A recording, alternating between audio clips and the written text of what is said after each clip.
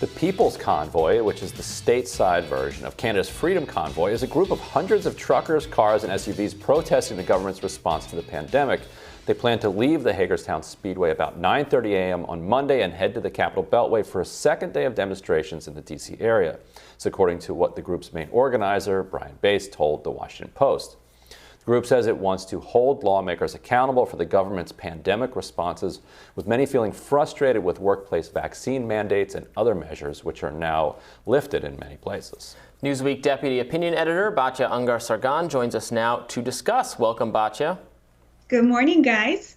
So what do you think of these, trucker protests now that we're actually having most of the mandates relaxed? So it seems like a kind of weird time to jam things up or make people's lives more difficult. And, I was totally against these mandates and I fully supported protests. But now that, we're getting what we wanted, it doesn't seem like there's as much of a point for it. What do you think? So with the Freedom Convoy in Canada, there was a very clear goal in mind, which was this vaccine mandate for re-entry to Canada. And that kind of a mandate was ruled unconstitutional by our Supreme Court. So you're right that there is not that same kind of pressing single goal orientation here.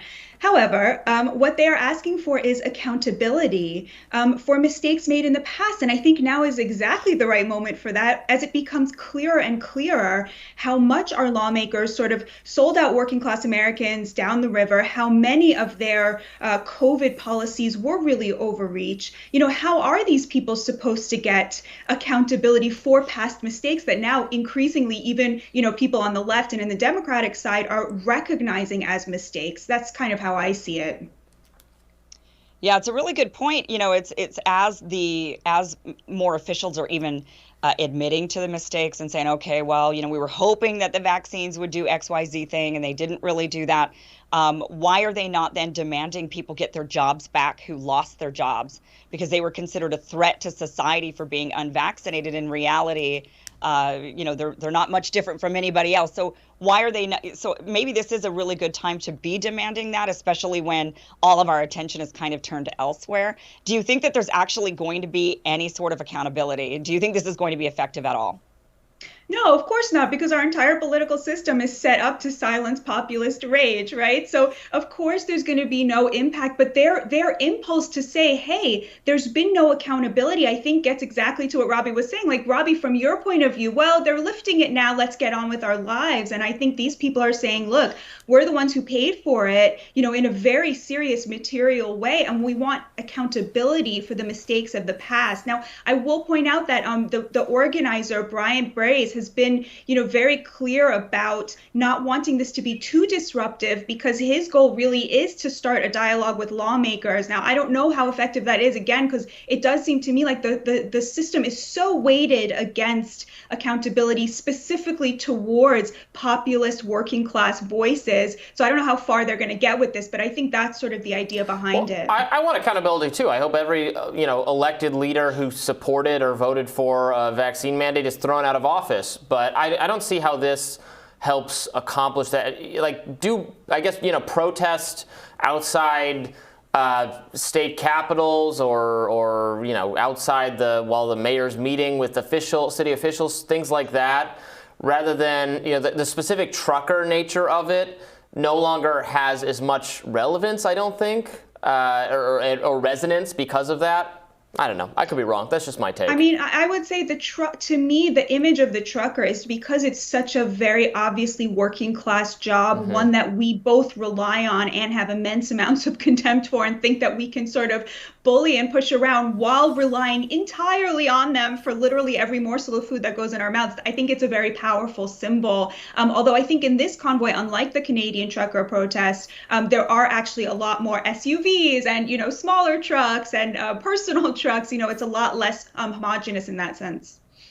Yeah, and I think a few things pretty obviously worked against them on the timing. One obviously being Russia's invasion of Ukraine, and combined with the lifting of so many restrictions around the country, there just isn't any mood in the media or among the public, I think, really, to kind of rehearse or rehash like what had happened already in Ottawa, Canada. And so, but I think it's interesting to look at it as an ability to continue to organize, because I've seen liberals on Twitter have either two reactions to these types of demonstrations of populist power. One is to say, these are terrorists who are overthrowing democracy, or two, to just laugh at them for not enough people showing up, or they're only taking up one side of the freeway. Why aren't they taking up the whole freeway? Then they could shut the whole thing down. And so, to me, you can't really have it both ways. Like, either it's an existential threat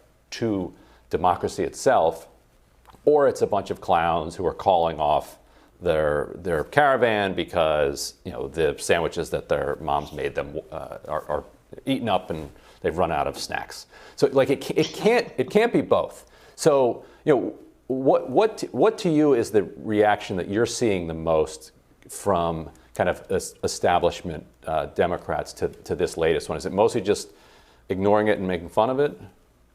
So there's been a lot of ignoring, making fun of. I've also seen people trying very desperately to find some far-right, extremist, racist, white nationalist element, which the convoy organizers are working extremely hard to make sure is not there. And the third thing that I've seen, which I think is so telling, Ryan, is I've seen people say, this is just Trumpism without Trump. And it's like they're saying that as though that's a terrible thing. But, the problem with Trumpism was Trump, right? The Trumpist energy, the populist energy he unleashed is actually a really good thing. So it's so funny to see them saying in this angry voice, because that's exactly what it is, right? It's populist energy without Trump, right? Although, of course, there are a lot of Trump voters there, which shows you what he represented in the, the popular imagination from that point of view. Right. Well, okay. But which parts of Trumpism? He I think accurately identified, what people were angry about, but then he channeled them over to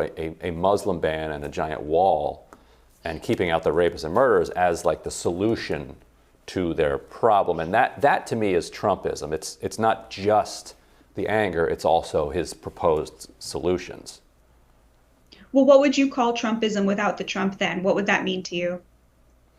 The same thing. There would be identifying, material conditions that are fading, and having that channeled into kind of a nationalistic, xenophobic, kind of ethno-nationalist sentiment. Right. So to me, the Trumpism without the Trump would be the genuine, legitimate fears of working class Americans to things like mass immigration, which is a threat to their economic fortunes, right? Without the, they're all rapists, right? Without the Muslim ban, without the kind of more unpalatable aspects of it that Trump as a person personally brought into it. Although they think immigration is a threat to them, but now we're suffering through this labor shortage that they're all complaining about and saying the economy is falling apart. It's so it turns out that actually the kind of that parochial understanding of immigration and its relationship to workers is not actually playing out. That's an old or it ideology. Isn't. I mean, and I totally get that, because we are suffering from shortages and whatnot, and there's supply issues, but at the same time, a lot of these workers that didn't like the immigration aspect of it were saying they wanted higher wages, that they were being undercut by immigrants who were coming into the country. So you could make the argument that actually what is happening right now with the economy and the shortages is that businesses are just unwilling to pay these workers the higher wages. So yeah, I guess we could solve the problem by importing in a bunch of cheap labor, but that seems counter to what actually liberals have been calling for all of these years, which is raising the standard of living for people, which is what a lot of these people are calling for as well. So I think you could look at it from that angle also. Yeah, I totally agree with you, Kim. I think that there's sort of, the labor shortage right now really is not showing us how much we need, low-wage immigrants, immigrants who are willing to work for low wages below the minimum wage, but actually that we need corporations to start siding with American workers and paying them a fair and living wage wherever they live in America. Yeah. I mean, the problem, though, is, this is an empirical question, but we haven't gotten any. Nobody's looked at it very closely over the last couple of years because neither side is interested in the answer, because it won't necessarily benefit their own particular interest groups. But wages are rising in industries that are not heavily dependent on undocumented immigration. And so if you can get wage growth, because of the pressure of full employment, then that implies that it's not actually, that they're not going to be undermined by undocumented immigrants coming in because they're not working in those particular industries. And so while it's true that they have identified some small kind of correlation between very low wage workers' wages and increases or decreases in illegal immigration, that's the only place that's been identified. And right, so, but isn't that proving our point, Ryan? You're saying but that's only one small subsector. Right, I think there's a lot of research that more immigration doesn't have any negative impact on even the group of workers you'd think it would hurt their salary, like only high school sort of right. Educational attainment workers, that even they are not really hurt by immigrant labor because they can get pushed up into the next management area. Right, if they're then managing those. Right, then they end up workers. Managing the lower income workers. I have definitely seen, data tying mass immigration to, specifically with Black workers, a decrease of up to 40% of Black wages. I think there's data on the other side as well, but I would even push it further. I would say even if these people are wrong, I think they're right. I think there's a lot of data to support that view. But even if they're wrong, I mean, their perception of this should matter for something. That should count for something in terms of a political party that is seeking to represent working class Americans who feel that their jobs are being undermined and that their fortunes and wages are being undermined by this. But a lot of people want to have it both ways, and then everybody complains that everything costs too much money, everything's too expensive. Well, if you lowered the labor cost for things by letting immigrants come in and do that, right? We don't like the narrow effect it has on one section of the labor market's employment. Wages, maybe, although it's very debatable the effect it has, but it raises the cost of everything for all people. So that's not good. Right. No, but again, it does. Yeah. For keeping costs down. Yeah. No. Yeah. Right. I mean, it goes back to that argument. If you tell people today that the economy is better than it used to be because wages are rising, people will tell you, "Get out of here. Costs are up. This is not better." Right. And that's and costs are up, massively in education, childcare, healthcare, housing, right? These specific segments where it is, even though wages rise a little bit, but then those things are so affordable depending on where you are in the country. The cost of building housing, we talk a lot about the red tape and all of the NIMBY stuff. Also, getting a crew in to build your house is harder than it was 5-10 years ago. And much more expensive, and that's driving a significant increase in cost of housing. So you won't let immigrants do those jobs? Yeah, no, it's true. It's true. Going back to that slave labor again. It's not slave labor. They want to do it. That's ridiculous. They want to do the work. People want to pay them, and then you and the government come in and say, no, there's something wrong about this. Even though everyone in this interaction is consenting, we want to build houses and be paid. We will accept what you'll pay us. They're saying we will pay you this, and the people are saying we want more housing, and then someone else is introducing this as a problem. It's not a problem. There's three-party consent. Everyone is consenting to this interaction, and the government's preventing it. And from my perspective, there should be wage laws that apply to everybody who's carrying out. Let people who want to build houses and people who want to pay people to build houses get together to build freaking houses and solve our housing problem. But yes, we have millions of able-bodied people in the Western Hemisphere who want to do work. We have millions of unfilled jobs, and we're just going to leave it that way and complain. Right, because those people have to come in, live 20 people into a 3-bedroom house. They're willing to do it. What do you mean that you know better than them? They want to do it, and you're saying you know better than them what's good for them? If they want to come and do that, I understand that is something that they want to do, but it absolutely undercuts the working class American who wants to live in a single family home with, they want to have the 3 kids and the 2 cars. There's not going to be any homes built if we don't allow this. But so do those. But so do those immigrants. But somebody's got to then build the home so that everybody can live in those single family homes. I mean, and then all over the place on that. And their kids then all have single-family homes, nice apartments.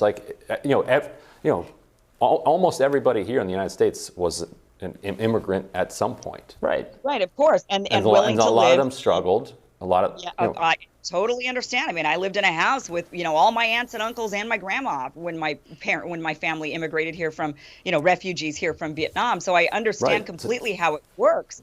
But the issue is it absolutely does. There's no doubt about it that even if you don't agree that it does, Batya's right. The perception is that this is undercutting those who are that have been here in this country forever and ever and ever, trying to have that American dream, but not being able to. And then we say, well, okay, they can push into jobs of management. Well, a lot of them say, no, we're being overlooked for management positions. So, it's a losing situation for a big subset of Americans, and they're voicing their concerns. And then that is being labeled as Trumpism. Right, and I would say it goes back exactly because then the boss class says, it's not me, it's not all of my wealth that I'm hoarding, it's actually all of these other people that you need to worry about. But we're being told multiple times we got to leave it there. Yeah, we got to go. So, Batya, thank you so much for joining us. Thanks so much for having me. And we'll have more Rising right after this.